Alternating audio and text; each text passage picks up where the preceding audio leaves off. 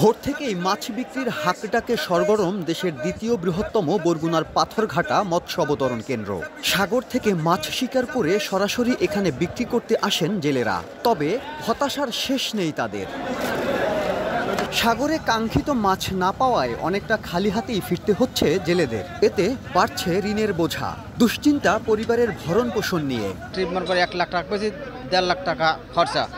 আমরা এবার বাড়ি কোনো টাকা পয়সা নিতে পারি নাই। সাগরে যাই 12-14 দিন তাই মাছ পোনা পাইনি, আইয়ে গায়ে বাজে। সাগরে নামার পরে আসলে যে পরিমাণ মাছ হবার কথা কিন্তু মাছ নেই। পাথরঘাটা মৎস্য অবতরণ কেন্দ্রে প্রতিদিন কয়েক কোটি টাকার মাছ বিক্রি হলেও এখন নেমে এসেছে 40 থেকে 50 লাখে। এতে কমেছে রাজস্ব আদায়। মৎস্য অবতরণ কেন্দ্রে মাছের সরবরাহ কমে যাওয়ায় সরকারি রয়্যালটি টোল আদায়ের ক্ষেত্রেও কমে গেছে। তবে আমার দৃঢ় বিশ্বাস এই সংকট খুব শীঘ্রই কেটে উঠবে। পাথরঘাটা মৎস্য অবতরণ কেন্দ্রে বিক্রি হওয়া মাছের মোট দামের 1% রাজস্ব আদায় করে সরকার। সাইফুল মিরাজ, সময় সংবাদ, বরগুনা।